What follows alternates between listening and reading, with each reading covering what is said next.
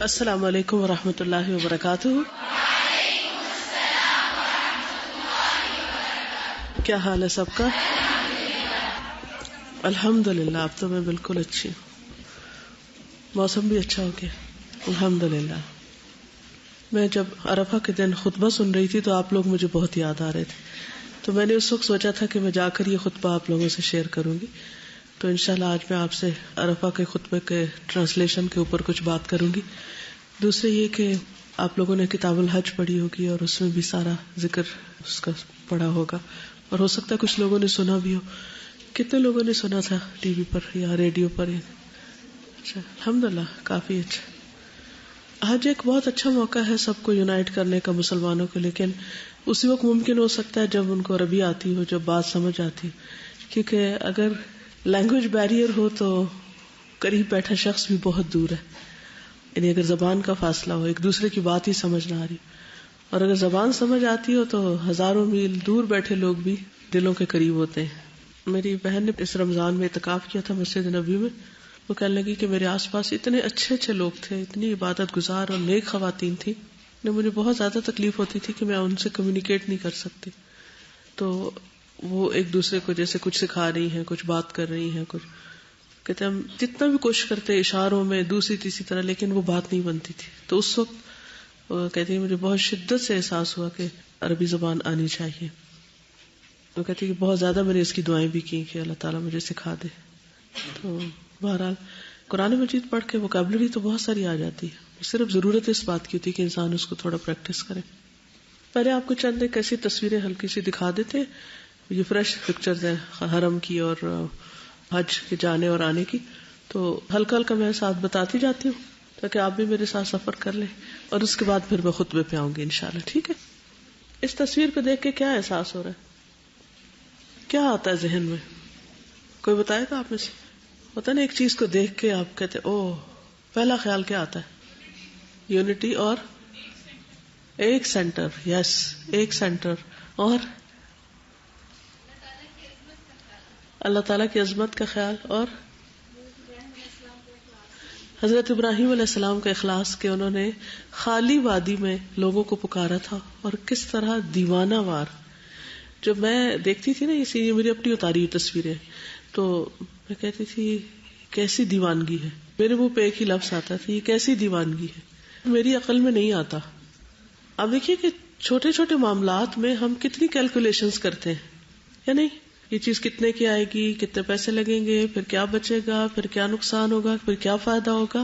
لیکن جب اللہ کے گھر جانے کی بات آتی ہے تو ساری کیلکولیشن ایک طرف پھینک دی جاتی ہیں. صرف محبت اور شوق کا سفر ہوتا ہے کہ بس جانا ہے، ہمیں نہیں پتا کیا ہوگا، باقی چیزوں کا کیا ہوگا ہمیں نہیں پتا. تو ہر چیز پیچھے رہ جاتی ہے، اور یہ صرف دیوانگی سے انسان کر سکتا ہے، عقل مندی سے نہیں کر سکتا. جب عقل بہت بیچ میں آ جاتی ہے تو عقل تو پھر شاطر ہوتی ہے، عقل تو پھر بہت کچھ سجھاتی ہے، نفع نقصان بتاتی ہے، اس کا کیا بنے گا، وہ کیسا ہوگا. لیکن جب انسان عقل کو ایک طرف رکھ کے اللہ کی محبت کو سامنے لے آتا ہے تو پھر بڑے سے بڑے رسک لے لیتا ہے. تو میں وہاں کھڑے ہو کے بعض اوقات یہ سوچتی تھی کہ ان میں سے ایک شخص کے یہاں آنے پر کتنا پیسہ لگا ہوگا. اگر صرف جدہ سے بھی کوئی مکہ آئے تو ون وے گھر آنے اور جانے تک کتنا کرایہ چاہیے صرف ایک شخص کا. کیونکہ حرم کے آس پاس اگر کوئی رہ بھی رہا ہے تو اس کا ایک دن کا وہاں کا جو رینٹ ہے ایک حاجی کا، صرف اس کو کیلکولیٹ کر لیں، گھر سے آنے والے کا کرایہ کیلکولیٹ کر لیں. ان میں سے کوئی بھی ایسا نہیں کہ جو یہاں فری پھر رہا ہو. ہر شخص مال، وقت، جان کی قربانی کر کے آتا ہے یہاں. یہ کوئی عام کراؤڈ نہیں ہے کہ آپ کسی بازار میں ایسے گھس گئے تو وہاں رش ہو گیا. تو صرف مال ہی کو لے لیں، صرف ایفرٹ کو لے لیں، صرف وقت کو لے لیں، اور پھر مل کیا رہا ہے، کیا کما کے جا رہے ہیں. یعنی اگر آپ مانیٹری سینس میں دیکھیں یا مٹیریل وائز دیکھیں تو آپ 1-2 گھنٹے اس طرح گھوم پھر کے تھک ہار کے ٹوٹ کے آپ باہر نکلتے ہیں، پسینے بہا کے، ہفتے تفتے. ہاتھ میں کیا ہوتا ہے؟ نو مٹیریل گین، کچھ بھی نہیں ہوتا ہاتھ میں، لیکن دل میں اتنا کچھ ہوتا ہے، ایمان میں اتنا کچھ ہوتا ہے کہ وہ خزانہ سب سے بڑا خزانہ ہوتا ہے، اس کے مقابل کوئی چیز نہیں، اور وہی پانے کے لیے جاتے ہیں. اور اللہ کی رضامندی و رضوان اللہ اکبر. سب سے بڑی چیز ہے اگر انسان خالص نیت کے ساتھ. تو میں وہاں کھڑے ہو کے سوچتی تھی پہاڑوں کو دیکھ کے, نیچے کی چیزیں تو بہت بدل گئی نا, پہاڑ وہی ہیں ویسے ہی ہیں. میں سوچتی تھی ان میں سے کون سے پہاڑ پہ حضرت ابراہیم کھڑے ہوئے ہوں گے, اور کتنا اخلاص ہوگا, کتنا کتنا کتنا کتنا, کہ اس کا یہ نتیجہ ہے. تو ہم میں کیوں نہیں وہ اخلاص؟ ہم بعض اوقات کسی انسان کے لیے کیسے کیسے قربانیاں کر جاتے ہیں, اس کے لیے کیسے کیسے رسک مول لیتے ہیں. کیا اللہ کے لیے بھی ہم کسی سے دشمنی مول لیتے ہیں؟ کیا اللہ کے لیے بھی ہم کسی سے کوئی نقصان کرنے کو تیار ہوتے ہیں؟ جبکہ پتا ہے کہ وہاں سے تو ریٹرن ملنا ہی ملنا ہے, باقی کسی نے تو دینا ہے یا نہیں, اللہ نے تو دینا ہی دینا ہے, اتنا یقینی سودا ہے. تو پھر بھی ہم کیوں ڈرتے ہیں, کیوں نہیں آگے بڑھتے؟ مجھے یاد ہے اپنا ایک پچھلا حج, ہم نے ایک دفعہ حج ایسے کیا تھا کہ جو کچھ تھا سب لگا دیا تھا, کچھ بھی نہیں بچا تھا, لیکن مجھے کبھی یہ ڈر نہیں ہوتا کہ بچے گا نہیں کچھ, یا واپس آئیں گے تو کریں گے کیا. کیونکہ ہم جاب کرتے تھے, اور جاب میں آپ کو پتا ہے کہ سارا سال بھی اگر آپ پے سیو کرو تو وہ مشکل ایک ٹکٹ بنتا ہے نا. لیکن یہ ڈر نہیں ہوتا تھا کہ کچھ نہیں رہے گا. جیسے ایک ہوتا تھا جس کے لیے جا رہے ہیں وہ کبھی بھی آپ کو ایسے نہیں چھوڑے گا, رزق اس کے ذمہ ہے, ضروریات کا پورا کرنا اس کے ذمہ ہے, ہر چیز اس کے ذمہ ہے. ڈر کس چیز کا؟ تو مجھے یہ سفر اور یہ حج اور عمرہ اور یہ جو کچھ سکھاتے ہیں نا, میں جو کچھ لے کر آتی ہوں وہ ایمان میں اضافہ, یقین میں اضافہ, توکل میں اضافہ, انابت اللہ میں اضافہ, اللہ کی محبت میں اضافہ. اور ہر دفعہ یہی کوشچن کرتی ہوں کہ یہ کیسا اخلاص تھا, وہ مجھ میں کیسے آئے گا کہ صرف اللہ کے لیے سب کچھ کرنے کا شوق پیدا ہو جائے اور باقی سب کچھ پیچھے چلا جائے. نیکسٹ, یہ جب ہم یہاں سے جا رہے تھے ہوا یہ کہ ہماری فلائٹ رات کو تھی, لیکن وہ ڈیلے ہوتی ہوتی ہوتی صبح پہ جا پڑی. تو پھر مجھے سمجھ آئی کہ اس میں بھی کوئی مصلحت تھی. تو الحمدللہ یہ جب جدہ کا پہلا سین نظر آیا تو اس وقت میں نے لی تھی. نیکسٹ, یہ ایئرپورٹ کا منظر ہے, صحرا ہی صحرا, صحرا میں جہاز کھڑے, رن وے بنا ہوا ہے اور کہاں کہاں یہ ایئرپورٹ کا ایک کونا نظر آ رہا ہے اور باقی جہاز نظر آ رہے ہیں. دنیا کا کوئی ایئرپورٹ ایسا نہیں ہے. نیکسٹ, یہ امیگریشن کی طرف جا رہے ہیں. Next, who is holding the bag? Actually ہمیں پاکستان کونسلیٹ کے کچھ لوگ ویلکم کرنے کے لیے آئے تھے, تو انہوں نے ہمارا بیگ لے لیا. نیکسٹ, یہ حج ٹرمینل. نیکسٹ, کیونکہ امیگریشن میں اور پھر سامان میں اور وہ پھر ہر جگہ پر وہی ہیلپ کر رہے تھے. نیکسٹ, یہ مختلف حاجی کھڑے تھے, ایسے جو سین میری نظر کو اچھا لگتا تھا تو. نیکسٹ, یہ حج ٹرمینل ہے. حج ٹرمینل کیا ہے؟ کسی ایئرپورٹ پہ آپ ایسے دیکھیں گے آسمان کے نیچے چھتریاں لگی ہوئی, خیمے لگے ہوئے ہوں اور اوپن, کوئی سیکیورٹی نہیں, کچھ نہیں. سیکیورٹی تو خیر ہوتی ہی ہے, لیکن جیسے کہتے ہیں نا کہ امن میں آ گئے ہیں آپ, اور کسی چیز کی پرواہ نہیں رہی کہ کہاں کھڑے. نیکسٹ, یہ اوپر چھتریاں یا خیمے جو ہیں ان کا اوپر کا سین ہے. یہ پھر چھتری کا اوپر کا میں نے کلوز اپ تھوڑا سا لیا تھا کہ, اور یہ چھتریاں ایسے ہی بندھی ہوئی ہیں ان کے ساتھ, وہ آپ دیکھ رہے ہو جیسے بڑے بڑے پلر سے کھڑے ہیں. ہے تو سالڈ مٹیریل لیکن ایمو کا سا منظر ہے. نیکسٹ, یہ ایک انٹرسٹنگ سین ہے. آپ دیکھ رہے ہیں کہ شدید دھوپ, اور جہاں جہاں شیڈ ہوتا تھا وہاں لوگ صفے بنا لیتے تھے. آپ دیکھ رہے ہیں یہ ستونوں کا شیڈ ہے, اس میں سیدھے سیدھے, اور پھر آگے بھی اسی طرح گول گول دائروں میں. اور یہ آپ دیکھ رہے ہیں کہ ایک وہ بتی کا سٹینڈ ہے نا, اس کے چھوٹا سا سایہ, اس کے سیدھی لین میں لوگ نماز پڑھ رہے ہیں جہاں جہاں چھاؤں ملتی.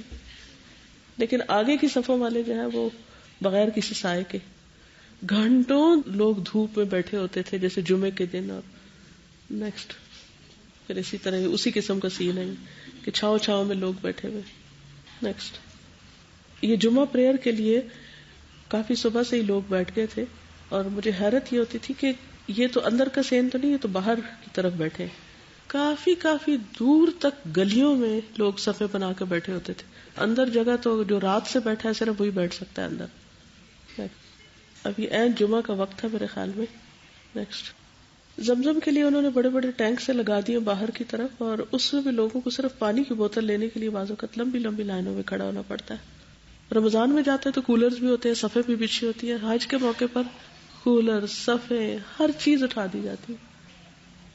یہ جب صبح ہوتی ہے نا فجر کے بعد, تو لوگ اشراق پڑھ کے پھر اتنے تھکے ہوئے ہوتے ہیں کہ بعض اوقات وہیں لیٹ جاتے ہیں. ہر طرف لوگ سوئے ہوئے, صحنوں میں ادھر ادھر, اور اتنے مزے کی نیند آتی ہے وہاں. یہ آپ دیکھیں یہ سوئے ہوئے سارے لیٹے ہوئے چھت، پھر جو دھوپ چڑھتی ہے پھر اٹھتے جاتے ہیں. نیکسٹ. اس میں یہ میں نے طواف کو کلوز اپ کرنے کی کوشش کی. اس میں 5 لیولز پہ طواف ہو رہا تھا، فرسٹ فلور پہ، پھر سیکنڈ پہ، پھر تھرڈ پہ، پھر فورتھ پہ، پھر پلیٹ فارم پہ. نیکسٹ. اور یہ آپ دیکھ رہے ہیں کعبہ کے گرد سفید کپڑا، یہ کعبہ کا احرام ہوتا ہے جو حج سے پہلے ہوتا ہے. حج ہوتے جاتے پھر چینج ہو جاتا ہے غلاف، عرفہ کے دن چینج ہوتا ہے. نیکسٹ. الحمدللہ حج سے 2-3 دن پہلے روزانہ شام کو بادل آنے شروع ہو گئے، پورا چھاؤں ہو جاتی تھی ہر طرف، بارش بھی تھی. نیکسٹ. یہ بھی آپ دیکھ رہے طواف کس طرح ہر لیول پہ طواف ہو رہا ہے. الحمدللہ رمضان میں جب ہم گئے تھے تو پورا ایک حصہ جو تھا وہ ٹوٹا ہوا تھا. یہاں اصل میں نے پہاڑ کو لینے کی کوشش کی تھی کہ اصل سین نظر نہیں آتا. نیکسٹ. رات کا منظر فجر کے بعد. نیکسٹ. قریب کوئی بس کوئی کار وغیرہ نہیں آ سکتی، کافی چل کے باہر کی طرف جانا پڑتا تھا. وہاں سے اب ایک اور پبلک ٹرانسپورٹ پہ بیٹھتے، وہاں سے ایک اور جگہ ہماری بس کھڑی ہوتی تھی، پھر کدائی کے مقام پر وہاں جا کے چینج کرتے. نیکسٹ. یہ کدائی کے پہاڑ ہے. کدائی کا ذکر سیرت کی کتابوں میں بھی آتا ہے. وہاں پر یہ چھوٹی گاڑیاں اور چھوٹی بسیں کھڑی ہوتی تھی تو وہاں ہم شفٹ کرتے تھے. نیکسٹ. یہ سارے وہی راستے اور پل وغیرہ پکا کے. یہ مینا کا پہاڑ ہی نظر آ رہی. نیکسٹ. لبیک اللہم لبیک لبیک لا شریک لک لبیک ان الحمد والنعمت لک والملک لا شریک لک لبیک اللہم لبیک لبیک لا شریک لک لبیک ان الحمد والنعمت لک والملک لا شریک لک لبیک اللہم لبیک لبیک لا شریک لک لبیک ان الحمد والنعمت لک والملک لا شریک لک لبیک اللہم لبیک لبیک لا شریک لک لبیک ان الحمد والنعمت لک والملک لا شریک لک. وہ حج زیادہ پسندیدہ ہے جس میں تلبیہ زیادہ ہو. العج والثج 2 لفظ آتے ہیں. عج کہتے ہیں زور زور سے تلبیہ پکارنا، اور ثج کہتے ہیں خوب خون بہانا، یعنی زیادہ قربانیاں کرنا. یعنی ایک تو کی جاتی ہے، ایک سے زیادہ بھی کیا جا سکتا ہے. تو جس حج کے اندر یہ 2 چیزیں ہوں زیادہ اچھا حج ہے. جب سب لوگ منا جا رہے ہوتے ہیں، عرفہ جا رہے ہوتے ہیں، اور پھر ہر مقام پر تلبیہ پکار رہے ہوتے، تو مجھے بس ایک ہی بات سمجھ آتی ہے، اور جب بلند آواز سے خصوصاً پکارے کہ صرف اللہ کا حکم مان کر یہاں آئے ہیں، ان سڑکوں پر، اس میدان میں، ان پہاڑوں پر، اس جگہ پر، ورنہ کیا کام ہے. میں اکثر جب میں راستے میں بعض اوقات بسیں رک جاتی ہیں اور آپ صرف دیکھ رہے ہوتے ہیں پیدل چلنے والوں کو، لوگوں کو جا رہے تھے تو جا رہے چل رہے ہیں، سامان اٹھایا پیدل چل رہے ہیں، میلوں پیدل چل رہے ہیں لوگ. تو میں اپنے آپ کو ایسے کہتی ہوں کہ کدھر جا رہے ہیں، کیوں جا رہے ہیں، کس لیے جا رہے ہیں، کیا لینے جا رہے ہیں، کیا مقصد ہے، کیا چاہیے. بار بار میں یہ کوشچن کرتی تھی، کیوں چل رہے ہیں، کیوں تھک رہے ہیں، کیوں یہ پہنا ہوا ہے، وہاں کیا کرو گے. ان سوالوں کا کیا جواب ہے؟ لبیک اللہم لبیک. آپ نے بلایا اس لیے آئے، دیٹس دی اونلی آنسر.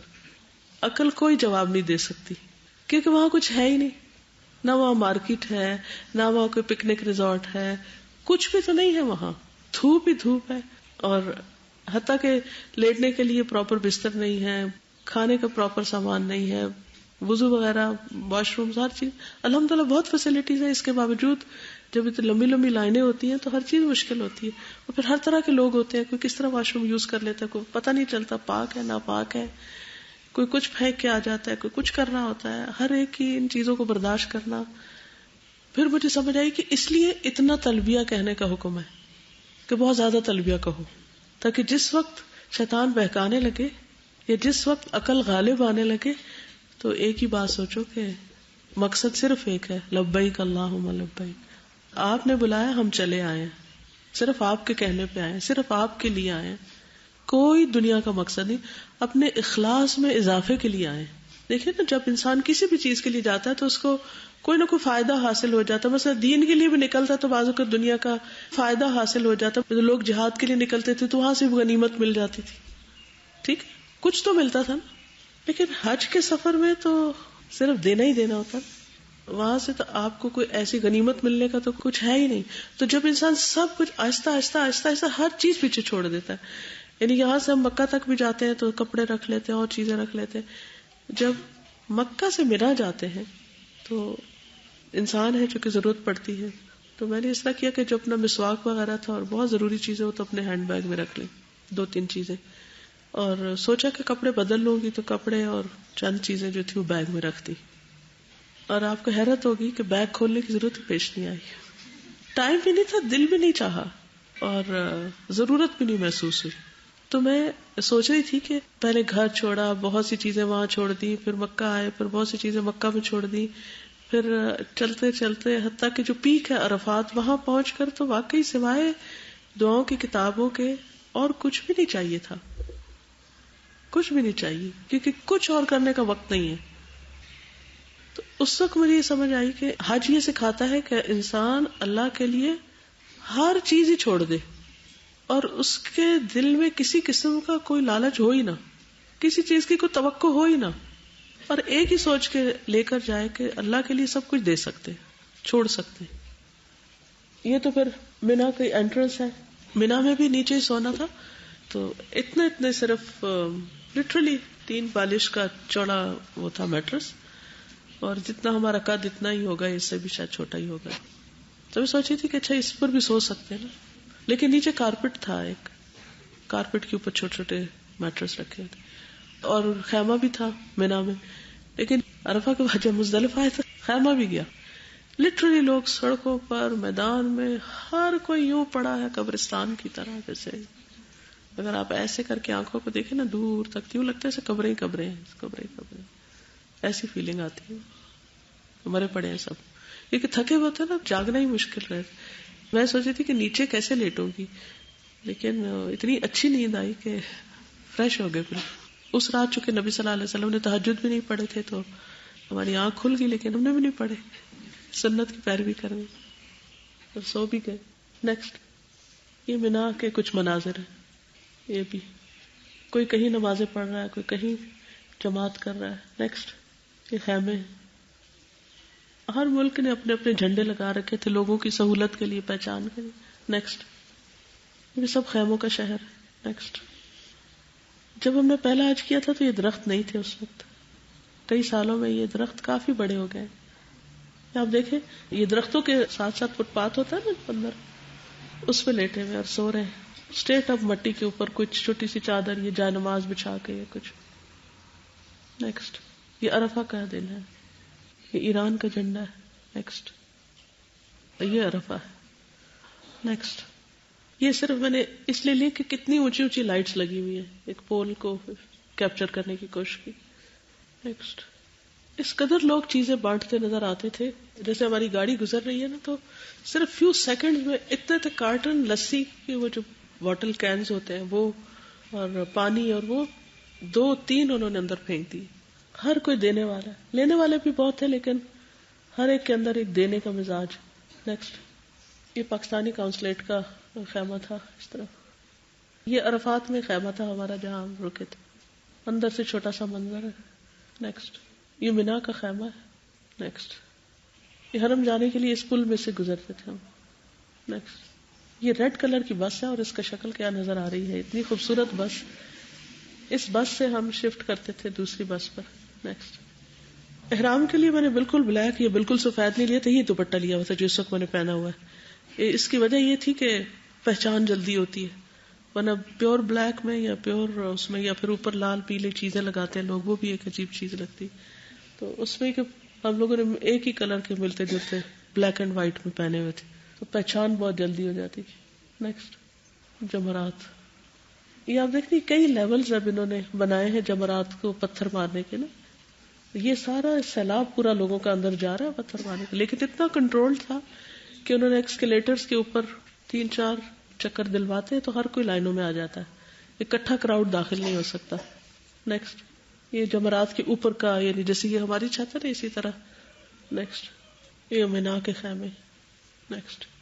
بالکل پورا چھوٹا سا ایک شہر سا بن جاتا ہے.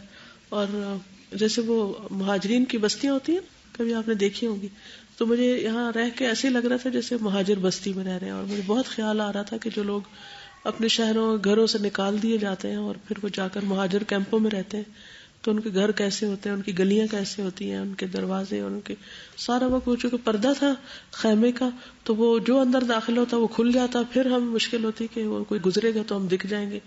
تو وہ پکے گھروں میں تو دروازے لاک ہو جاتے ہیں, بند ہو جاتے ہیں, ان کے آگے بس ایسے کپڑے کا پردہ پڑا ہوتا. نیکسٹ. اس کے اوپر اے سی بھی لگے ہوئے تھے کولر سے ہر خیمے کے ساتھ. نیکسٹ. ساتھ یہ انسٹرکشن بھی ہر جگہ پر انہوں نے لگائی ہوئی تھی.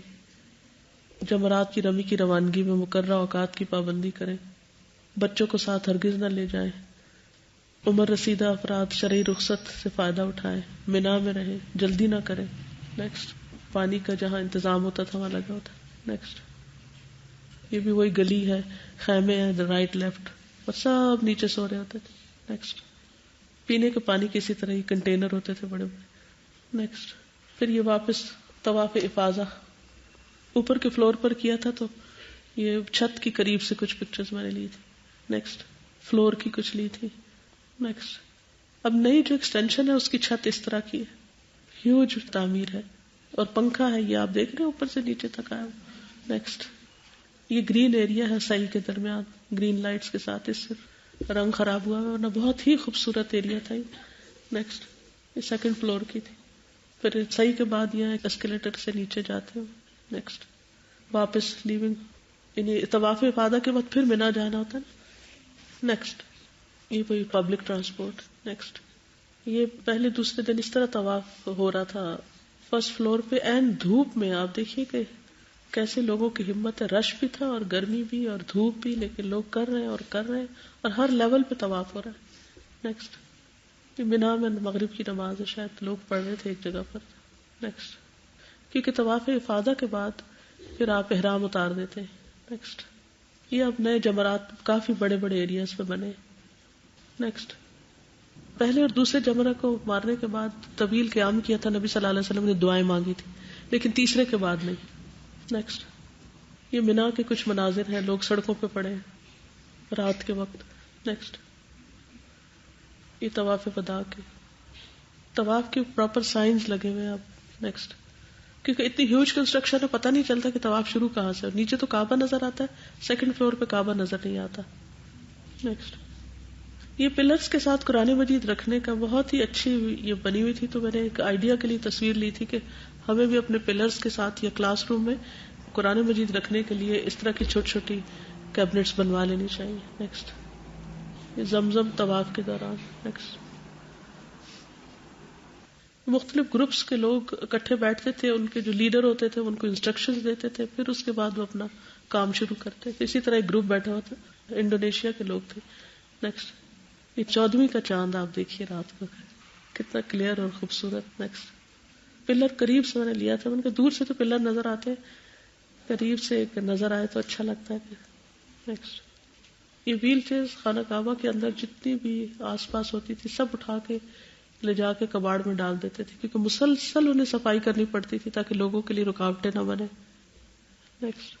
مختلف طرح کے بینرز اور پوسٹر لگے ہوئے تھے مختلف جگہوں پر, حدیثیں تھی بڑی اچھی اچھی. نیکسٹ. واپسی کا سفر, حرم سے نکل رہے ہیں. نیکسٹ. یہ دیکھیں کتنا اچھا بینر لگا ہوا ہے کہ تھوکیے مت, ایک سڑکوں پہ لوگ تھوکتے بہت ہیں. نیکسٹ. یہ جو پہاڑ آپ کو نظر آ رہے ہیں اس کو محبس الجن کہتے ہیں. جو ٹیکسی ڈرائیور تھا وہ بتا رہا تھا کہ سلیمان علیہ السلام نے جنوں کو یہاں روک دیا تھا کہ مکہ کے اندر مت آؤ, تو اس کو محبس الجن کہتے ہیں.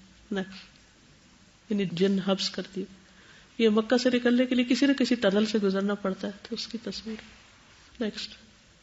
یہ باہر آ گئے. نیکسٹ. پہاڑ ہے مکہ کے. نیکسٹ. ایک اور سڑک, ایک کے بعد ایک نفق میں اندر جاتے, پہاڑوں کو کاٹ کاٹ کے بنا دی گئی جس سے فاصلے بہت سمٹ گئے. نیکسٹ.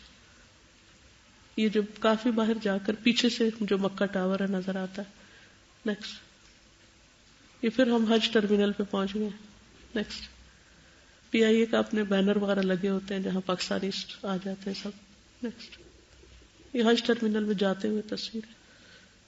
اس میں ایک بہت انٹرسٹنگ چیز تھی. طبیعت میری خراب ہو گئی آتے ہی تو میں بھجوا نہیں سکی, لیکن ہمیں ایک موقع پر, چونکہ ہم چاہتے تھے کہ اس کے قریب جا کر اترے جمرات کے, تو ہم بس کے اوپر ایک دفعہ قریب جانے کی کوشش میں پھنس گئے. اور وہ پھنسے یہ کہ ہم بس کو آگے نہیں جانے دے رہے تھے, ویل چیئر کو آگے نہیں جانے تھے, اور فاصلہ بھی بہت زیادہ تھا. تو ہم نے وہ جو وہاں سیکیورٹی گارڈز ان سے کہا کہ ہم تو نہیں چل سکتے, اتنی بڑی بڑی سرنگیں ہیں اور ہم آگے کیسے جائیں گے. تو ان کا اچھا میں آپ کو کچھ بندوبست کرتا ہوں, آپ انتظار کریں. اتنے میں ایک ٹریکٹر جیسے ہوتا ہے, کبھی آپ نے بھینسوں اور یا بکریوں کو لے جانے والا ٹرک دیکھا ہوگا, تو اس طرح کا ایک ٹرک آیا. تو اس میں کھانے کے بڑے بڑے برتن لدے ہوئے تھے. تو اس نے اس کو کہا میں تمہیں گزرنے نہیں دوں گا جب تک ان پیسنجرز کو نہیں لے کر جاؤ. تو پھر ہم اس کے اوپر چڑھے. اس کی بھی چھوٹی سی ویڈیو, وہ معلوم نہیں کہاں ہے, کیونکہ میں واپس آ کے کچھ سارٹنگ کر نہیں سکی. تو وہ بہت ہی انٹرسٹنگ کہ ہم سب اس پہ چڑھے اور ساتھ تکبیریں پکار رہے تھے اور ساتھ وہ سب کھڑے تھے. تو بالکل ایسا لگ رہا تھا کہ بھینس بکریاں کسی نے چڑھا کے تو لیکن وہ بھی اتنا اچھا لگ رہا تھا یہ سوچ کے کہ اللہ کے راستے میں انسان کسی بھی چیز پہ چڑھتے ہوئے ایک سعادت محسوس کرتا ہے. اگر ویسے ہمیں کوئی آفر کرے کہ اس ٹرک پہ چڑھو اور چلے لے چلتے ہیں تو میں کہیں تک ہے ہماری شان کے خلاف ہے یہ بات. ہر چیز میں ایک خوشی, جو بھی اللہ کے راستے کا سفر ہو نا, جیسے حج تو ایک واقعی بہت بڑا سفر ہے اللہ کے راستے کا, لیکن جیسے آپ تعلیم حاصل کرنے کے لیے بھی نکلتے ہیں یا تبلیغ کرنے کے لیے نکلتے ہیں, یا کوئی بھی سفر جو آپ اپنی ذات کے لیے نہیں کر رہے ہوتے, اللہ کی خاطر کر رہے ہیں, یعنی ذاتی فائدے کے لیے نہیں بلکہ اللہ کے دین سیکھنے سکھانے یا اس کو فائدہ پہنچانے کے لیے کر رہے ہیں, تو اس کے لیے ہمیشہ ایک چیز دل میں رکھ لیا کریں بس کہ میں اللہ کے راستے میں, اور اس پر اسمائل کیا کریں کہ میں اللہ کے راستے میں. مشکل ہو, آسانی ہو, تکلیف ہو, تنگی ہو, کوئی کچھ کہہ دے, کوئی سخت سے سخت ناپسندیدہ چیز پیش آ جائے, تو بس ایک ہی خیال بار بار کہ میں اللہ کے راستے میں ہوں. جب جہاز ہمارا لیٹ ہو رہا تھا, ہم 23 آورز میں پہنچے تھے, یعنی گھر سے نکل کے گھر تک. اس سارے سفر میں میں ایک ہی چیز بار بار کہتی رہی, اللہ تیرا شکر ہے تو نے ہمیں موقع دیا, اللہ تیرا شکر. جتنا لیٹ بھی ہوتا جا رہا تھا میں پھر بھی مسکراتی تو کہتی اللہ تیرا شکر ہے تو نے یہاں بٹھایا, اب میں تیرے راستے میں ہوں, چاہے میں بیٹھوں, چاہے میں چلوں, چاہے میں کھاؤں پیوں, لیٹوں اٹھوں, کسی سے بات کروں, کچھ بھی نہ کروں, چپ کر کے بیٹھ کے ذکر کرتی رہوں, میں تو تیرے راستے میں ہوں. اس سے کیا فرق پڑتا ہے؟ جب انسان اللہ کے راستے میں شہید ہو تو دائیں گرے یا بائیں گرے, اس سے کوئی فرق پڑتا ہے؟ As long as you are in the way of Allah, کوئی چیز میٹر نہیں کرتی. حتیٰ کہ جب حج ٹرمینل پہ کافی دیر لگ رہی تھی جدہ سے جاتے ہوئے بھی نکلتے وقت, پھر واش رومز کی تلاش میں کہ کموڈ ملے, کموڈ نہیں ہوتا, نیچے بیٹھنا ہوتا ہے, اور تو بالکل عادت نہیں نیچے بیٹھنے کی, تو اس میں بھی جب ایک جگہ پر جاتی اور دیکھتی نہیں تو کہتی اللہ تیرا شکر ہے تو لایا تو صحیح, یہ بھی مل جائے گا. پھر اگلے میں جاتی, پھر اگلے میں کرتے کرتے کافی آگے تک. پھر مسجد میں گئے, وہاں کچھ لوگ اس کو صاف نہیں رکھے ہوئے تھے, تو میں کہتی اللہ تیرا شکر ہے تو یعنی تیرے سجدہ نصیب کیا. پھر کچھ بھی ہوتا تو میں کہتی اللہ تیرا شکر ہے, اللہ تیرا شکر ہے تو لایا. یعنی جب مجھے کوئی چیز ناپسند ہوتی تو میں فوراً مسکرا کے کہتی اللہ تیرا شکر ہے تو اس راستے پہ تو لایا. آپ لوگ بھی جب آپ قرآن پڑھنے کے لیے گھر سے نکلتے نا تو ہر وقت یہی کہا, کسی کی کوئی بات اچھی نہیں لگے. یعنی بعض اوقات وہاں سڑکوں پہ چلتے ہوئے کوئی تھوک رہا ہے یا کوئی ناک صاف کر رہا ہے, اتنا کریہ منظر ہوتا ہے, اتنا کریہ کہ انسان کا دل متلا جاتا ہے. لیکن وہ ظاہر ہے وہ جس بیک گراؤنڈ سے لوگ آئے ہیں وہاں وہ کلچر یہی ہے, یا انہوں نے تمیز سیکھی نہیں کیا کرنا ہے کیا نہیں کرنا. ہر طرح کے مسلمان ہیں نا, تو سب پڑھے لکھے تو نہیں ہے, سب تربیت یافتہ تو نہیں ہے. تو ایک تو یہ کہ میں اس وقت کوئی تبصرہ نہیں کرتی تھی, نہ میں کسی کو کہتی دیکھو وہ کیا کر رہا ہے, نیور, کیونکہ شکایت تو کرنی نہیں نا. یہ اس وقت آپ کو میں صرف اس لیے بتا رہی ہوں تاکہ آپ کو بھی جب ایسی کوئی چیز پیش آئے تو اس وقت آپ پریشان نہ ہو. آپ یہ شکر اللہ کے راستے میں جو لینے آئی ہوں وہ تو مل رہا ہے نا. کتنا میرے دل کا بوجھ ہٹ گیا ہے, کتنا میرا دل خوش ہے, کتنا میرا ایمان میں اضافہ ہو رہا ہے. اس کے مقابلے میں یہ کیا ہے, یہ تو کچھ بھی نہیں. اور اللہ کے راستے میں تو ایک کانٹا بھی چبھتا ہے, کوئی پیاس بھی ہوتی ہے, بھوک بھی لگتی ہے, تو اس پر بھی اجر ہے. تو سب چیزیں ہم قرآن میں پڑھتے ہیں اور وہ اپلائی کرنے کا وقت ہوتا ہے. بہت سخت گرمی لگتی, دھوپ آتی, پسینہ آتا, جسم میں درد ہوتی, کچھ وہ کہتی اللہ تیرا شکر ہے تو نے اپنے راستے میں لگایا ہے سب کچھ, یہ سب کچھ تیری خاطر ہے. اگر تو قبول کر لے تو اس سے بڑی خوش قسمتی کوئی نہیں. اور اس کا فائدہ کیا ہوتا کہ ہر چیز آسان ہو جاتی, پھر گھبراہٹ نہیں ہوتی, پھر یہ پریشانی نہیں ہوتی کہ اچھا اتنی دیر کیوں لگی, ہائے یہ کب ختم ہوگا, کب پہنچیں گے, کب اتریں گے. بھائی جب نکل ہی آئے, جب مرضی پہنچے, کیا فرق پڑتا کب پہنچے, پہنچ جائیں گے, جب اللہ کو حکم وہ پہنچ جائیں گے. تو جب انسان شکایت نہیں کرتا نا تو ہر چیز خوشگوار ہونے لگتی ہے, ہر چیز کا رخ بدل جاتا ہے. اور جب ہم شکایت کرنے لگتے ہیں تو پھر ہر چیز کے اندر کیڑے نظر آتے ہیں, ہر چیز میں. یہ کیوں ایسا کر رہا ہے, یہ کیوں ایسا کر رہا ہے. یعنی قدم قدم پر آپ کو اپنی مرضی کے خلاف چیزیں نظر آتی ہیں. اگر آپ ان کو ایشو بنانا چاہیں تو بہت بڑے بڑے بن سکتے ہیں, لیکن جب یہ یاد رہے کہ لا جدال فی الحج لا فسوق ولا جدال, بات ہی ختم. ایک اور یہ کہ ہم نے یہ کوشش کی کہ عشر ذی الحج سے بھی اچھا فائدہ اٹھائیں. تو 8 تاریخ کو جب مینا جانا تھا تو ہم نے اس دن بھی روزہ رکھ لیا. صرف 9 کو نہیں رکھا کیونکہ نبی صلی اللہ علیہ وسلم نے حج میں نہیں رکھا تھا, اس لیے صرف بتا رہی ہوں تاکہ اگر آپ لوگ کو اللہ تعالیٰ توفیق دے اور وہاں موجود ہو تو وہ اتنی بابرکت جگہ ہے کہ روزہ رکھنا مشکل نہیں ہے. اور ہم روزے کی حالت میں صبح صبح یعنی کہ جیسے اشراق کے بعد ہم طواف کرتے, خوب پسینہ بھی آتا اور مجھے ڈر ہوتا کہ ہم ڈی ہائیڈریٹ ہو جائیں گے, لیکن بلیو می کچھ بھی نہیں ہوتا تھا. تھوڑی دیر کے لیے ایسی گرمی پیاس کا احساس ہو, لیکن اس کے بعد جب ریسٹ کرتے تو ایسے وہ پورا جسم بھی ٹھنڈا ہو جاتا اور دل بھی ٹھنڈا ہو جاتا اور پیاس کا احساس بھی ختم ہو جاتا. صرف تھوڑا سا اپنے آپ کو روکنے کی ضرورت ہوتی ہے. ہائے واویلا نہ مچائے. اس سے ہوتا کیا ہے, ایک واویلا مچاتا ہے نا تو دوسرا اس کو دیکھ کے مچاتا ہے. شکوہ جواب شکوہ, کیونکہ دوسرے نے بھی تو کچھ کہنا ہے نا, پھر ویسا ہی کہنا ہے جو پہلا کہہ رہا ہے. وہ وہاں سے کیسے تبدیلی کرے. اصل میں حج سکھاتا بھی بہت کچھ ہے اور آپ کو بتاتا بھی بہت کچھ ہے کہ آپ کیا ہو. آپ کا سب کچھ کھل کے سامنے آ جاتا ہے, آپ کی اچھائیاں برائیاں سب پتہ چل جاتی ہیں کہ آپ کتنے پانی میں ہو. اگر اپنے آپ کو ٹیسٹ کرنا نا, جیسے تھرمامیٹر کو پانی میں ڈال کے کس کا ٹیمپریچر کتنا ہے, جسم کا بخار کتنا ہے, حج آپ کو پورا پورا بتا دیتا ہے کہ آپ میں اسٹیمنا کتنا ہے, آپ میں صبر کتنا ہے, آپ میں ایمان کتنا ہے, آپ میں تقویٰ کتنا ہے, آپ کا لوگوں کے ساتھ معاملہ کیسا ہے, یہ بھی بتاتا ہے. کیونکہ کہیں نہ کہیں تو آپ پھسلیں گے نا, پتہ چل جائے گا پھر. اور پھر بہت اچھا پارٹ جو لگتا تھا وہ یہ کہ جو نمازیں ہوتی تھی ان میں یا مکہ سے متعلق صورتیں یا پھر حج سے متعلق یا پھر حرم کی حرمت اور ان چیزوں سے متعلق. جس دن ہم مینا جانے والے تھے اس سے پہلے فجر کی جو نمازیں تھیں اس میں پورا ریوائز کرا دیا انہوں نے کہ کیا کیا کرنا ہے. تو اتنا لطف آ رہا تھا نا, اچھا اب ایسے کرنا ہے پھر ایسے کرنا. چلیے حج کے خطبے کو ذرا سا دیکھ لیتے ہیں. بسم اللہ الرحمن الرحیم.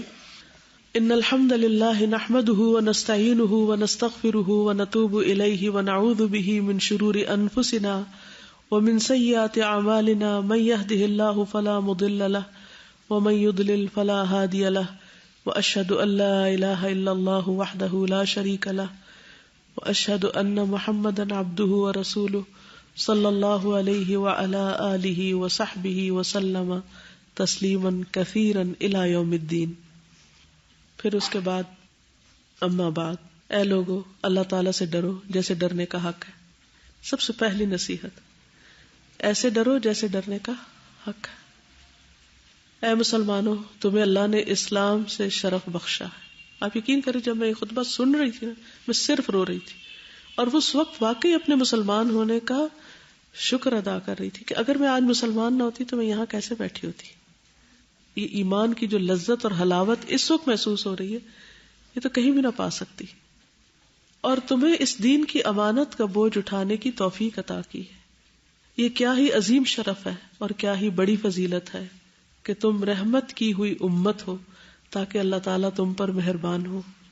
اور پھر یہ آیت پڑھی, انا عرضنا الامانۃ علی السماوات والارض والجبال فابین ان یحملنها واشفقن منها وحملها الانسان انه كان ظلوما جهولا ليعذب الله المنافقين والمنافقات والمشركين والمشركات ويتوب الله على المؤمنين والمؤمنات وكان الله غفورا رحيما.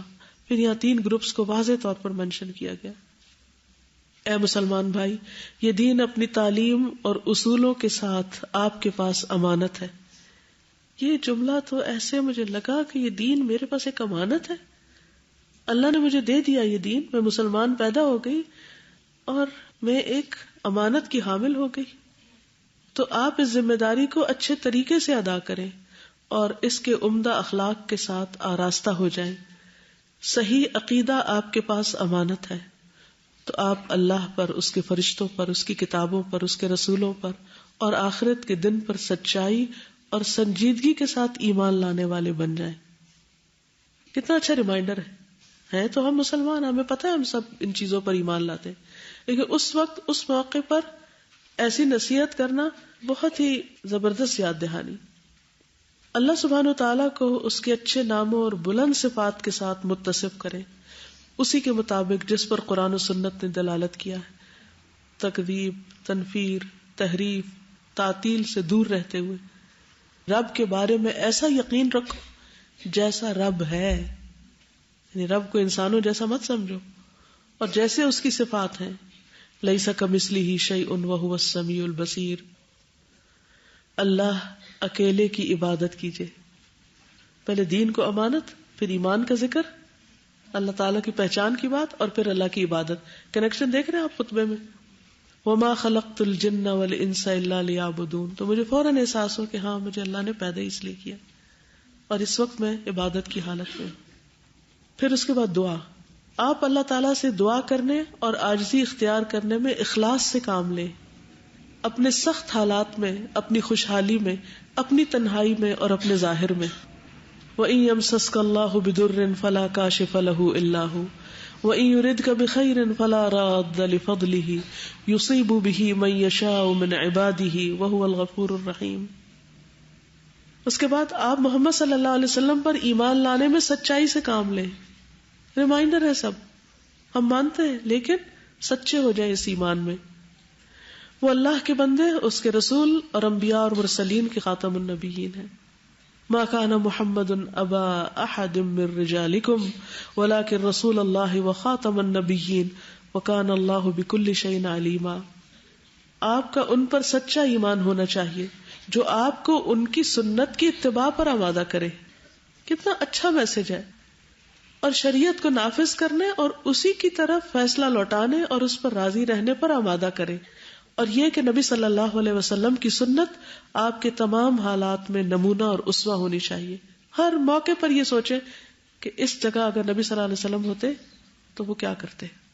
لقد كان لكم في رسول الله اسوة حسنة لمن كان يرجو الله واليوم الآخر وذكر الله كثيرا. اور جان لیجئے کہ نبی صلی اللہ علیہ وسلم تمام مخلوقات کے رسول ہیں. وما ارسلناک الا کافۃ للناس بشیرا ونذیرا ولکن اکثر الناس لا یعلمون. جب یہ جملہ انہوں نے پڑھا کہ لوگوں کی اکثریت کو پتہ ہی نہیں کہ آپ کون ہیں، تو اس قدر شرمندگی ہوئی کہ ہم نے لوگوں کی اکثریت کو یہ بات پہنچانے کا کتنا حق ادا کیا ہے کہ آپ واقعی سب کے رسول ہیں اور بشیر و نذیر ہے. پھر حدیث پڑھی صحیح مسلم کی، قسم ہے اس ذات کی جس کے ہاتھ میں محمد صلی اللہ علیہ وسلم کی جان ہے، اس امت کا کوئی بھی یہودی اور نصرانی جو میرے بارے میں سنے پھر جس کے ساتھ میں بھیجا گیا ہوں وہ اس پر ایمان نہ لائے تو وہ جہنم والوں میں سے ہوگا.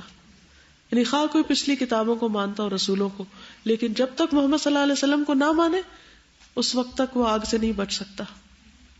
یعنی آپ لوگوں کے درمیان کرائیٹیریا ہے، معیار ہے رائٹ یا لیفٹ جانے کا. پھر کہتے ہیں آپ کا قرآن پر بھی سچا ایمان ہونا چاہیے کہ یہ اللہ کی کتاب ہے جو کہ تمام کتابوں سے آخر میں آنے والی ہے اور ان تمام کتابوں کو منسوخ کرنے والی ہے اور ان کی تصدیق کرنے والی ہے، جو حق کو حق کرنے والی، باطل کو باطل کرنے والی. وَأَنزَلْنَا إِلَيْكَ الْكِتَابَ بِالْحَقِّ مُصَدِّقًا لِمَا بَيْنَ يَدَيْهِ مِنَ الْكِتَابِ وَمُهَيْمِنًا عَلَيْهِ. پھر کہتے ہیں کہ اسلام کا دین تمام آسمانی دینوں میں سے آخر میں آنے والا ہے، آخری دین ہے یہ، اس کے بعد کوئی دین نہیں آئے گا، اور ان سب کو منسوخ کرنے والا ہے اور ان سب سے بے نیاز کرنے والا، کسی اور کی ضرورت نہیں ہے. یہ مکمل دین ہے ہمارے پاس اور وہ خود کافی ہے، اور مخلوق پر واجب ہے کہ وہ اس سچے دین کو گلے لگائے جس کو محمد صلی اللہ علیہ وسلم لے کر آئے ہیں. ان الدین عند اللہ الاسلام ومن یبتغی غیر الاسلام دینا فلن یقبل منہ وہو فی الآخرۃ من الخاسرین. اے مسلمانوں، یہ عبادات، نماز، زکوٰۃ، روزے اور حج آپ کے پاس امانت ہے. آپ پر واجب ہے کہ ان کو اللہ کی شریعت کے مطابق عملی جامہ پہنائیں اور اس کام میں اللہ کے لیے اخلاص اپنائیں، اور آپ ان نمازوں کو محمد صلی اللہ علیہ وسلم کی رہنمائی کے مطابق ادا کریں، جنہوں نے فرمایا صلوا کما رأیتمونی اصلی. آپ نمازوں کو ان کے اوقاتوں میں مکمل شرطوں، ارکان، واجبات کے ساتھ ادا کرتے ہوئے اللہ کا قرب حاصل کریں. آپ مال کی زکوٰۃ ادا کریں، رمضان کے روزے رکھیں، اور استطاعت ہو تو بیت اللہ کا حج کریں. اے مسلمان، اس دین کی امانت کا یہ حصہ ہے کہ آپ اس کے اخلاق کو اپنائیں، اس کے اچھے کاموں کے ساتھ آراستہ ہوں، یعنی سچ بولنا، امانت کی حفاظت کرنا، صبر کرنا، برداشت اختیار کرنا، فراخ دلی، جنراسٹی، درگزر سے کام لینا، اچھا بھائی چارہ، بردرہڈ اختیار کرنا، اور جو چیزیں ان کے مخالف ہیں ان سے اجتناب کرے، جھوٹ، خیانت، عہد توڑنے، تکبر، غرور، حسد، بغض، غیبت، چغلی اور دیگر گھٹیا اخلاق سے. کتنا اچھا ریمائنڈر ہے. بے شک اس دین کی امانت میں یہ بھی ہے کہ اللہ کے حکم کو عملی جامہ پہنایا جائے جس کا اللہ نے آپ کو حکم دیا ہے. وَأَطِيعُوا اللَّهَ وَالرَّسُولَ لَعَلَّكُمْ تُرْحَمُونَ. اور یہ کہ آپ نبی صلی اللہ علیہ وسلم کے احکامات کو عملی جامہ پہنائیں. وَمَا آتَاكُمُ الرَّسُولُ فَخُذُوهُ وَمَا نَهَاكُمْ عَنْهُ فَانْتَهُوا وَاتَّقُوا اللَّهَ إِنَّ اللَّهَ شَدِيدُ الْعِقَابِ. اے مسلمان بھائی، اس دین کی امانت میں یہ بھی داخل ہے کہ آپ اس بات کا عقیدہ رکھیں کہ مسلمانوں کے خون، مال، عزتیں دوسرے مسلمانوں پر امانت ہے. ان کا احترام کرنا اور زیادتی نہ کرنا واجب ہے. پھر وہی حدیث سنائی جو نبی صلی اللہ علیہ وسلم نے اس موقع پر سنائی تھی کہ ایک مسلمان کی ہر چیز دوسرے مسلمان پر حرام ہے، اس کا خون، اس کا مال، اس کی عزت اور آبرو. پھر ان دماءکم واموالکم واعراضکم علیکم حرام، تمہارے خون، مال، عزتیں ایک دوسرے پہ حرام ہیں. پھر قتل مت کرو اس جان کو جسے اللہ نے حرام کیا مگر حق کے ساتھ. جو کسی مومن کو جان بوجھ کر قتل کرے اس کی جزا جہنم ہے جس میں ہمیشہ رہنے والا ہے. اللہ اس پہ غضبناک ہوا، اس پہ لعنت کی اور اس کے لیے بہت بڑا عذاب ہے. فرمایا میرے بعد ایک دوسرے کی گردنیں مار کے کافر نہ بن جانا، یعنی آپس میں قتل و غارت نہیں کرنا. میں سوچ رہی تھی کہ سارے ملکوں میں سے آنے والے مسلمان اگر اس حکم کو سمجھے اور جانے اور واپس جا کر صرف اسی بات پر عمل کر لیں تو کتنی بڑی تبدیلی ہو سکتی. پھر جائز طریقے سے مال کمائیں. آپ دیکھیے کہ روزمرہ زندگی میں جتنی بھی چیزیں ہم کرتے ہیں ان سب کے بارے میں یاد دہانی ہے. حرام طریقوں سے اجتناب کریں، یعنی دھوکہ دینا، ظلم کرنا، عہد توڑنا، لوگوں کا ناجائز طریقے سے مال کھانا. پھر کہتے ہیں کہ معاہدے اور عقد ہمارے پاس امانت ہے اور ہم پہ واجب ہے کہ انہیں پورا کریں. یعنی کانٹریکٹ کرنا، یعنی مثلا کئی کام کرنے کے لیے آپ کانٹریکٹ کرتے ہیں کہ میں یہاں پر 1 سال کے لیے کام کروں گی، اور پھر جب موڈ ختم ہوا تو توڑ دیا کانٹریکٹ. یا کوئی بھی کسی کے ساتھ بھی عہد کیا اور نہیں دل چاہا تو چھوڑ دیا اس کو، یعنی اس کا پاس نہیں رکھتے، اس کو اہمیت نہیں دیتے. اور عہد کو پورا کرو، بے شک عہد کا سوال ہوگا. پھر یا ایھا الذین آمنوا اوفوا بالعقود. پھر دھوکے سے بچو، من غشنا فلیس منا. پھر اے اسلام کی امت، پہلے انفرادی خطاب تھا، پھر امت کے طور پر. کیا سمجھ آ رہا ہے خطبے میں سے؟ ایک مسلمان ہونے کی حیثیت سے جو بھی اسلام کا جو بیسک ہمارا جو میسج ہے وہ یہی ہے نا کہ عقائد، عبادات اور معاملات اور اخلاق، ان ساروں کو ہی انہوں نے ٹچ کر دیا، ریمائنڈر دیا ہے. جی یہ اس اعتبار سے مجھے بہت اچھا لگا کہ آپ مثلاً کوئی آپ کو کہتا ہے چھٹیوں میں کہیں بھی ہمیں کچھ بتائیں، تو بعض اوقات ہم ایک ٹاپک چن لیتے ہیں، وہ بھی اچھا ہے. لیکن اگر آپ ایک جنرل سب چیزوں کو ٹچ کرتے چلے جائیں تو اس سے بھی ایک پوری پکچر بنتی چلی جاتی ہے. یعنی میں اس وقت اپنا احتساب کر رہی تھی کہ ان میں سے کون کون سی چیزیں میں کر رہی ہوں اور کون سی نہیں کر رہی. اس کے ایک ایک لفظ کو میں اپنی ذات کے لیے لے رہی تھی، مجھے کیا کرنا ہے، کر رہی ہوں یا نہیں کر رہی. ٹھیک ہے نا. پھر اے اسلام کی امت، اس شریعت کو نافذ کرنا امت کی گردنوں اور ان کے لیڈروں کی گردنوں پر امانت ہے کہ وہ زندگی کے تمام معاملات میں اللہ کی شریعت کو نافذ کرے. اجتماعی معاملات، اقتصادی معاملات، سیاسی معاملات، تعلیمی معاملات اور خارجی تعلقات، تاکہ شریعت اکیلی ہی ہو جائے جس کی طرف فیصلہ لے جایا جائے اور اسی کے مطابق فیصلے کیے جائیں. اے مسلمانوں، دعوت اسلام کی تبلیغ کرنا، اللہ کے دین کی طرف دعوت دینا، یہ امت کی گردنوں پہ امانت ہے. ہر ایک اپنی طاقت کے مطابق اللہ کی شریعت کی تبلیغ کرے اور لوگوں کو اس کے دین کی طرف دعوت دے.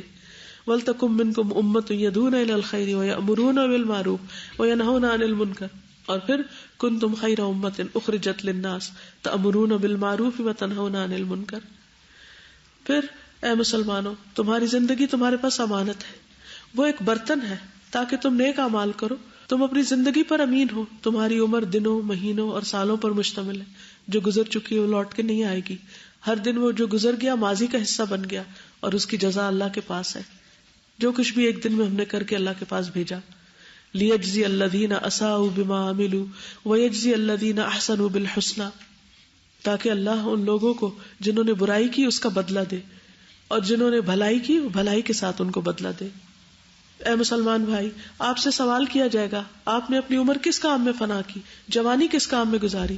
مال کے بارے میں پوچھا جائے گا کہاں سے کمایا، کہاں خرچ کیا، اور آپ نے جو علم حاصل کیا اس پر کیا عمل کیا. آپ کی عقل امانت ہے، تو آپ بچے ایسی چیز سے جو عقل کو گدلا کر دے یا اسے کمزور کرے یا اسے ختم کرے. اتنی خوبصورت نصیحت ہے کہ انٹلیکٹ، عقل، ذہانت یہ بھی ایک امانت ہے، اس کو اللہ کے لیے استعمال کرنا ہے. سن کرنے والی یا نشہ کرنے والی چیزوں کے ساتھ، شعبدہ بازی، جادو، کہانت، نجومیت کے ساتھ مشغول کر کے اپنی عقل خراب نہ کرے. یعنی یوز لیس چیزوں میں مت لگائے اپنی عقل، کیونکہ یہ چیزیں عقل کا خیر کی طرف سفر کرنے میں کمی کر دیتی ہیں. یعنی جو لوگ ان چیزوں میں پڑ جاتے ہیں وہ پھر خیر و بھلائی کی طرف نہیں جا سکتے.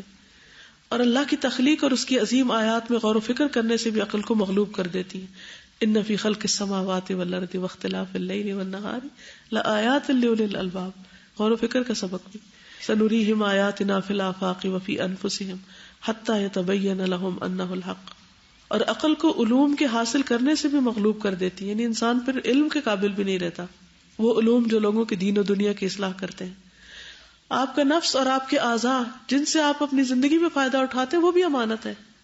آپ کی آنکھ، کان، دل، زبان سب امانت ہے. ان السمع والبصر والفؤاد کل اولئک کان عنہ مسئولا. یعنی ہم یہ ساری نعمتیں لے کے بیٹھے ہوئے ہیں اور ہم نے کبھی احساس ہی نہیں کیا کہ کہاں لگانا ہے ان کو. صرف اپنی خواہشات کی تابع رکھے ہوئے. پھر اے امت اسلام، محمد صلی اللہ علیہ وسلم کی امت بھی امت کی گردنوں پہ امانت ہے. یعنی امت کی ذمہ داریاں بھی ہم پر. لیڈر، حکام، علماء، مفکرین، ہر ایک اس امانت کو اپنی گردن پہ اٹھائے. ہر ایک اس ذمہ داری کو اپنی استطاعت، قوت اور حیثیت کے مطابق اٹھائے. آج اسلامی سال انتہائی تنگ حالات سے گزر رہے ہیں. اس کو مختلف چیلنجز اور مصائب کا سامنا ہے. مسلمانوں کا تفرقہ اور اختلاف اس کی وحدت کو دھمکی دے رہا ہے. دشمن اس پہ ٹوٹے پڑتے ہیں جو گھات میں بیٹھے ہوئے ہیں. ان کو خانہ جنگی اور لڑائیوں نے ٹکڑے ٹکڑے کر دیا. ان کو کمزوری اور ذلت لاحق ہو چکی.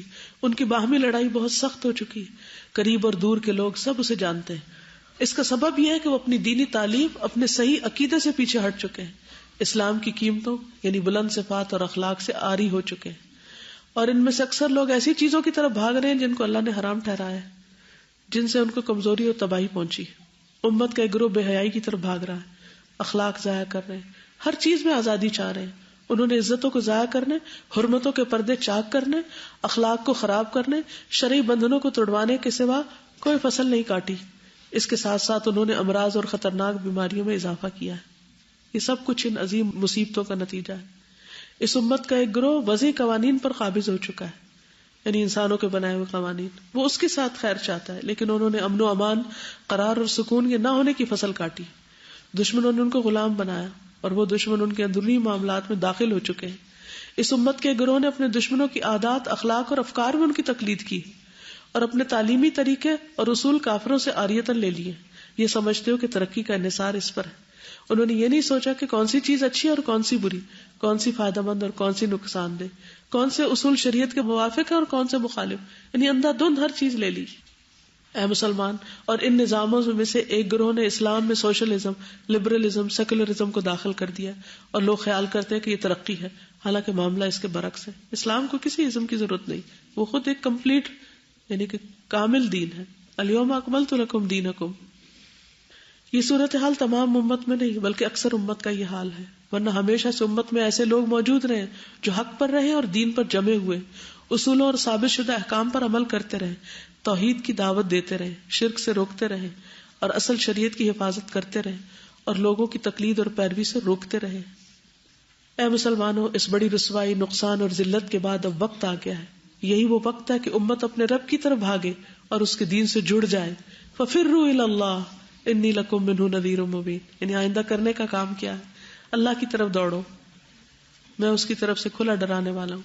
واعتصموا بحبل اللہ جميعا ولا تفرقوا، امت کو نجات نہیں مل سکتی نہ ہی کامیابی جب تک کہ وہ اپنے رب کی کتاب اور اپنے نبی کی سنت پر عمل پیرا نہ ہو، جیسے کہ سلف صالحین نے اس کو سمجھا. اور اس امت کی صورتحال ٹھیک نہیں ہو سکتی مگر اسی چیز کے ساتھ جس کے ساتھ اس امت کا پہلا حصہ ٹھیک ہوا. اے اسلام کی امت، ہمارے سلف صالحین عقیدہ، اخلاق، عظیم صفات، باہمی معاملات، اصلاح، تربیت میں ربانی عہد پر تھے. یہ وہ منہج ہے جس کے ذریعے اللہ تعالیٰ نے ہدایت یافتہ لوگوں کا راستہ روشن کیا ہے اور مشرق و مغرب میں لوگوں کے سینے کھولے ہیں اور اپنی کتاب کی حفاظت کی ہے، اور اس امت کے علماء سے اس دین کی حفاظت کی ہے جو علماء آج تک بھی ہیں. حدیث میں آتا ہے، رسول اللہ صلی اللہ علیہ وسلم نے فرمایا، میری امت میں سے ایک جماعت ہمیشہ حق پر غالب رہے گی، جو انہیں رسوا کرنا چاہے گا وہ ان کا کوئی نقصان نہیں کر سکے گا یہاں تک کہ اللہ کا حکم آ جائے گا اور وہ اسی حال پر ہوں گے. اے امت اسلام، اس ریاست کے کچھ آدمی ہیں جنہوں نے ملکوں کو فتح کیا اور ان کے لیے بندے مطیع ہو گئے. یہ نہ تو ان کی تعداد پر منحصر تھا اور نہ سامان کی قوت پر، بلکہ یہ ان کے دین کی عظمت، ایمان کی قوت، ان کے اخلاق اور باہمی مضبوط تعلقات اور کلمے کے اتحاد کی وجہ سے مسلمانوں نے ہمیشہ کامیابیاں اٹھائی. وہ اسلام کے رشتے کو خونی رشتے سے بلند سمجھتے تھے، اسلام کے رشتے کو خونی رشتوں سے بلند سمجھتے تھے. اے امت اسلام، کیا ابھی وہ وقت نہیں آیا کہ ہم ان مصائب اور مشکلات کے بعد غفلت سے جاگ جائیں جو مصیبتیں ہم پر واقع ہوئی ہیں؟ کیا ابھی وہ وقت نہیں آیا کہ ہم اختلافات اور فرقہ واریت کو چھوڑ دیں؟ کیا ابھی وہ وقت نہیں آیا کہ ہم اپنے رب کی کتاب اور اپنے نبی محمد صلی اللہ علیہ وسلم کی سنت کی طرف رجوع کریں، اس کے بعد کہ ہم میں سے بہت سے لوگوں نے قرآن و سنت کی تعلیم کو ضائع کر دیا؟ کیا ابھی وہ وقت نہیں آیا کہ ہم سب اپنے ہاتھوں سے اپنے مستقبل کو بنانے کے لیے متحد ہو جائیں؟ ہم اللہ سے مدد مانگیں اور پھر اپنی صلاحیتوں کے ساتھ مدد لیں، اور جو مفکرین اور علماء ہیں ان کی عقل سے مدد لیں. ہم ایک طاقتور اسلامی اتحاد بنائیں، اس میں اقتصادی اتحاد بھی ہو. ہم انہی وسائل پر اکتفا کریں جو ہمارے پاس ہیں. ایسی دفاعی اور فوجی قوت ہو جس کے ساتھ ہم اپنے دشمنوں کی فوجوں کا مقابلہ کریں. ایسی الگ ثقافت ہو جو پاکیزہ اور اخلاقی تمدن کی حامل ہو. ہم دنیا کا ہاتھ تھامیں اور ہم ایک قافلے کی مانند ہو جائیں. ہم لوگوں کو خیر کی دعوت دیں. ہمارے پاس روشنی کی ایسی مشعلیں ہوں جن کے ذریعے ہم صراط مستقیم پر چل سکیں اور سلف صالحین کے منہج پر چل کر کامیابی اور خوش نصیبی کی طرف چلیں. اے اسلام کی امت، اپنے دین پر عمل پیرا ہو، مضبوطی سے اسے تھام لو، اپنے عقیدے کا دفاع کرو، کمزوری نہ دکھاؤ ورنہ تم ناکام ہو جاؤ گے. وَلَا تَهِنُوا وَلَا تَحْزَنُوا وَأَنْتُمُ الْأَعْلَوْنَ إِن كُنتُم مُؤْمِنِينَ. یعنی دین کے معاملے میں کمزور نہیں بننے کی ضرورت، اور کمزور نہ بنو اور غم نہ کرو، اور تم ہی غالب ہو اگر تم مومن ہو. اے مسلمانوں کے لیڈروں، تم پر ذمہ داری پڑتی ہے کہ تم مسلمانوں کے مقاصد کی حفاظت کرو اور ان کی صفوں میں اتحاد پیدا کرو. مسلمانوں کے مقاصد کی حفاظت کرو، ان کے کلمے کو متحد کرو، ان کی غلطیوں کو چھوڑ دو جو مسلمانوں کو گھیرے ہوئے ہیں، اور اپنی رعیتوں میں نرمی کے ساتھ بلند مقاصد کا اہتمام کرو. ان کے لیے شاندار زندگی مہیا کرنے کی کوشش کرو. اس بات سے اجتناب کرو کہ تم ان کے لیے زندگی کو تنگ کر دو اور تم ان کو بدترین تکلیفیں پہنچاؤ یا ان کے مرتبے کی توہین کرو. یہ تمہارے اور ان کے درمیان ہے، یعنی ایسا معاملہ ہونا چاہیے. یعنی لیڈرز کی کیا ذمہ داری بنتی کہ وہ دوسروں کے لیے سہولتیں پیدا کریں، اور تم اپنے اور اپنی عوام کے درمیان محبت کے پل کو تعمیر کرو. یعنی باہم نفرتوں کا تعلق نہیں ہونا چاہیے، محبتوں کا ہونا چاہیے. اور عالمی کانفرنسوں میں اسلامی مسائل کے دفاع کے لیے اور اپنے عوام سے ظلم کو روکنے کے لیے تمہارے موقف بہادرانہ ہونے چاہیے، اور دشمنوں کو مسلمانوں پر غالب ہونے کے لیے کوئی نرمی نہ دکھاؤ، اور بھلائی اور نیکی اور تقوی کے کاموں میں تعاون کرو. اے امت اسلامیہ کے علماء، امت کی حفاظت اور اس کی حالت مطیع کرنے اور باہمی جھگڑوں کو ختم کرنے اور امت کے باشندوں کے درمیان دشمنی، جنگ اور فتنوں کی آگ بجھانے کے لیے تمہارا ایک مؤثر کردار ہے. یعنی علماء کا کام ہے کہ وہ افراد کے درمیان باہم محبتیں پیدا کریں. اے علماء اسلام، تم بہادری اور اخلاص اور مقصدیت کے ساتھ آراستہ ہو جاؤ. امت جن تکالیف کو جھیل رہی ہے اس میں تمہارا موقف واضح ہونا چاہیے، اور ان کی باہمی اختلافات کی بتی کو کھینچ دو تاکہ جھگڑے کا دیا بجھ جائے. اگر تم نے یہ کام چھوڑ دیا، اس کو ضائع کر دیا، تو یہ تنازع پختہ ہو جائے گا. پاکیزہ قلم کے حاملین، اے لکھنے والوں اور وہ لوگ جو مضبوط اسلامی اخلاق کے مالک ہیں، وہ اپنی فکر کو، تھاٹ کو ایسی چیزوں میں استعمال کریں جس میں امت کا فائدہ ہو، جو امت کو لے کر کھڑی ہو سکے، اور وہ افکار امت میں دین کی محبت، اصلاح اور بھائی چارے کی محبت اور شاندار ماضی کے ساتھ مضبوط تعلق کے پودے کو کاشت کریں۔ اے باپوں اور ماؤں، نسل کی تربیت کے بارے میں تم اللہ کے ہاں سوال کیے جاؤ گے۔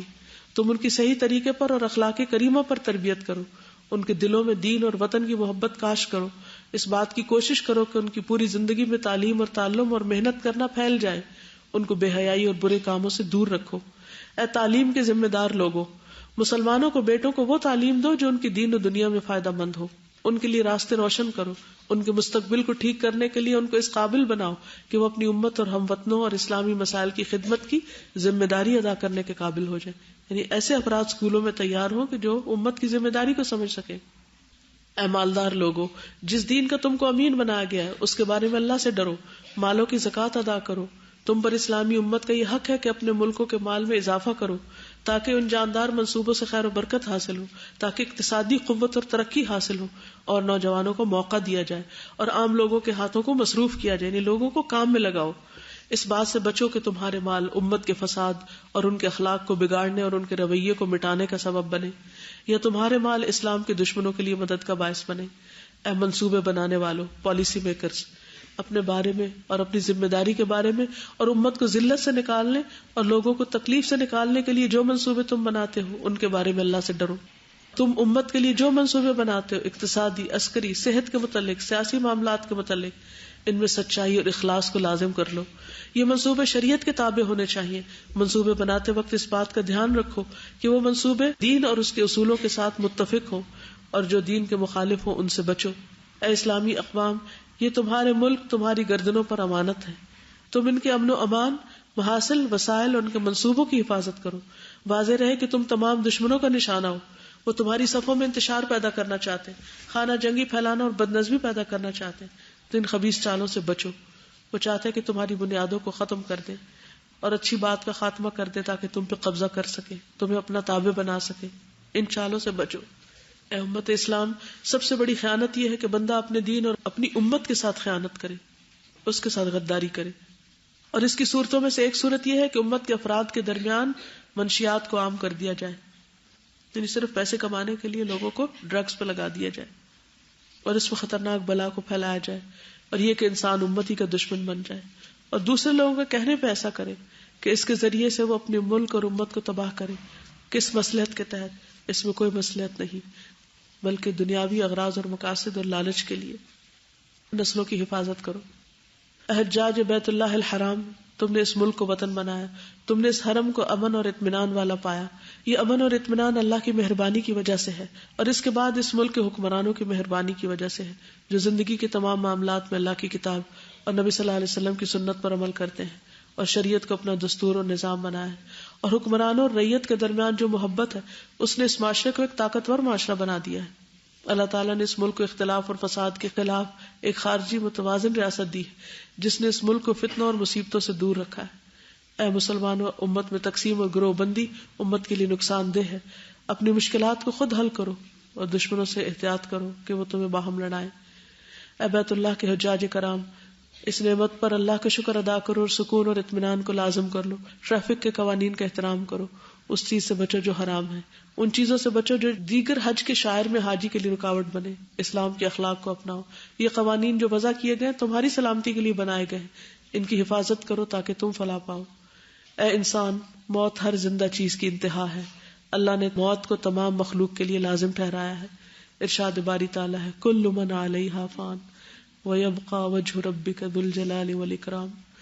ہر کوئی جو اس زمین پر فنا ہونے والا ہے، اور تیرے رب کا چہرہ باقی رہے گا جو بڑی شان اور عزت والا ہے۔ تم موت کی جان کنی کی گھڑی اور دنیا سے جدا ہونے کے وقت کو یاد کرو۔ وَجَاءَتْ سَكْرَةُ الْمَوْتِ بِالْحَقِّ ذَلِكَ مَا كُنْتَ مِنْهُ تَحِيدُ۔ اور موت کی بے ہوشی حق کے ساتھ آئے گی، یہ ہے وہ چیز جس سے تو بھاگتا تھا۔ قبر اور اس کی تاریکی پر غور کرو، وہ یا تو جنت کے باغوں میں سے ایک باغ ہے یا دوزخ کے گڑھوں میں سے ایک گڑھا۔ وہ عظیم اور ہولناک دن جس کی مقدار 50,000 سال ہے، تم اس وقت کو یاد کرو جب تم اللہ کے سامنے کھڑے ہوگے۔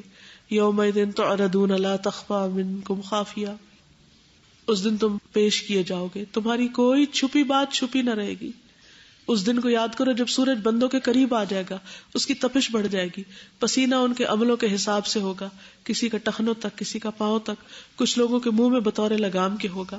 اس لمحے کو یاد کرو جب اعمال کو تولا جائے گا، جب نامہ اعمال پھینکے جائیں گے، کچھ دائیں ہاتھ میں لینے والے ہوں گے، کچھ بائیں ہاتھ میں۔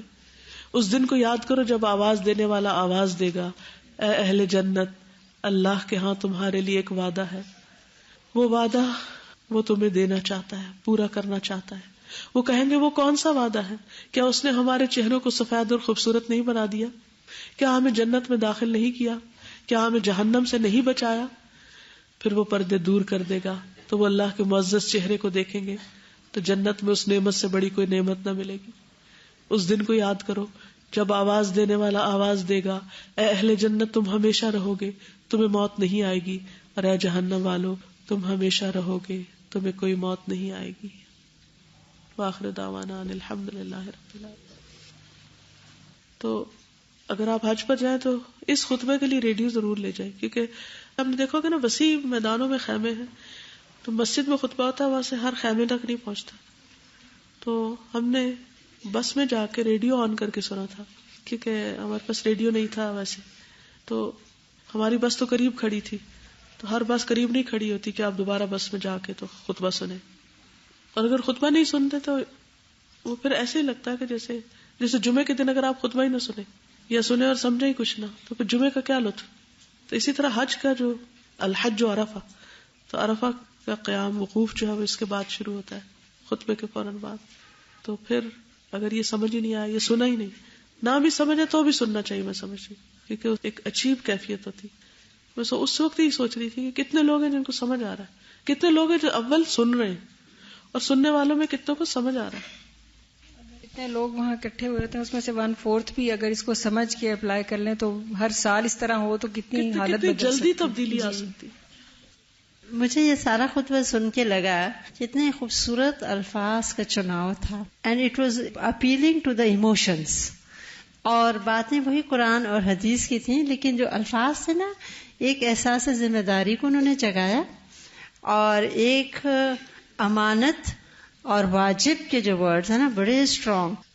یہ تو اب پڑ گیا ہم پر، بھاگ تو نہیں سکتے، اور کنیکشن کس طرح ایک کے بعد سیکوینس جو ہے بہت ہی خوبصورت۔ اس میں ابھی خطبے میں نا میں غور کر رہی تھی کہ ہر انسان کے لیے لیسن تھا، even if that person is a عالم، وہ ایک سیاسی لیڈر ہے جو حج کرنے گیا ہے، جیسے ہم لوگ جاتے ہیں سیاسی لیڈرز یہاں سے جاتے ہیں، یا وہ ماں باپ ہیں یا ٹیچرز ہیں، واٹ ایور، سب کے لیے لیسن ہے۔ مجھے اتنا فیل ہو رہا تھا نا کہ امت کو وحدت اسی صورت میں کہ جب ہم عربک لینگویج پہ گرپ ہو، یعنی اتنے لوگ گئے ہیں وہاں پہ، اگر وہ اس کو انڈرسٹینڈ کر لینا، دس از دا گریٹ اچیومنٹ۔ نبی صلی اللہ علیہ وسلم نے جو حج کا خطبہ دیا تھا اس کی اتنی ویلیو ہے کہ وہ جو UN کا چارٹر ہے اس کا حقوق انسانیت کا، وہ سارے کی ساری باتیں اس میں موجود ہیں جو 1400 سال پہلے امت کو سکھائی گئی۔ اصل بات ہے کہ ہم اپنی ذمہ داری محسوس نہیں کرتے، اگر وہ محسوس کرنے لگے تو جو بھی کوئی نیکی کا موقع ملے، جو بھی یہ کرنے والے کام ہیں ان کو کریں تو شکر ادا کریں کہ کرنے کا موقع ملا ہے، ورنہ ہم ہر وقت احسان ہی جتاتے رہتے کہ ہم نے پتہ نہیں کیا کر دیا۔ سبحانک اللہم وبحمدک نشہد ان لا الہ الا انت نستغفرک ونتوب الیک۔ السلام علیکم ورحمۃ اللہ وبرکاتہ۔